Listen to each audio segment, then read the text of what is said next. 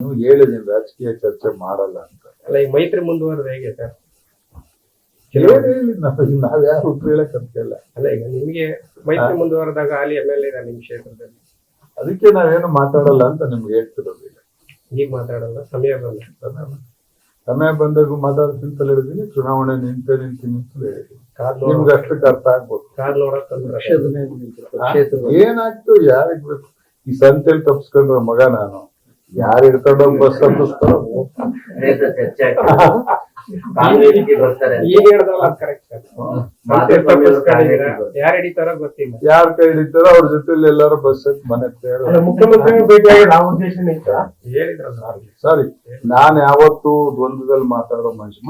ಮಾಡಿದ್ದೆ ಯಾವನ್ ಎದುರ್ಕೊಂಡು ಮಾತಾಡ್ಬೇಕ ನಾನು? ಇಲ್ಲವೇ ಇಲ್ಲ. ಹಾಸ್ಟೆಲ್ ಸೈಟ್ ಬಿಟ್ರೆ ಬೇರೆ ಚರ್ಚೆನೇ ಇಲ್ಲ. ಅವರು ಕೇಳಲ್ಲ, ನಾವು ಆ ಟಾಪಿಕ್ ನಾವ್ಯಾರು ಮಾತಾಡಿ ಸುಮ್ನೆ ಹಂಗೆಲ್ಲ ಹೋಗೋದು. ಸರ್ ಅವ್ರು ಮುಖ್ಯಮಂತ್ರಿ ಸರ್, ಮುಖ್ಯಮಂತ್ರಿ ಆಗಿ ನೋಡಿ ಒಂದು ಪೊಲಿಟಿಕಲ್ ಪಾರ್ಟಿ ಹೆಡ್ ಆಗಿ ಯಾಕೆ ನೋಡ್ತೀರಿ ಅವ್ರನ್ನ? ಒಬ್ಬ MLA ಆಗಿ ನೋಡೋದು ಅಭ್ಯಾಸ ಮಾಡಿ ನೀವು ಪ್ರಶ್ನವರು ಪಕ್ಷದವರು ಅಂತೆಲ್ಲ ಯಾಕೆ ನೋಡ್ತೀರಾ?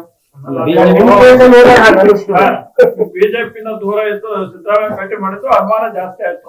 ಬಿಜೆಪಿ ಮುಖ್ಯಮಂತ್ರಿದ್ದು ದೂರ ಇದ್ದಿದ್ರು ನಮ್ಮವರೆಲ್ಲ ಬಂದು ಆಫೀಸ್ ಬೇಕಂತ ಹೋಗ್ತಿದ್ದೆ. ಅದಕ್ಕೆ ಅನುಮಾನ ಬಂದಿದೆ ಎಲ್ಲಾರು. ಬಿಜೆಪಿ ರಾಜ್ಯ ನಾಯಕತ್ವದ ಬಗ್ಗೆ ಸರ್ ಇರುವಂತ ಗೊಂದಲಗಳ ಬಗ್ಗೆ ನಂದು ಕಾಮೆಂಟ್ ಇಲ್ಲ.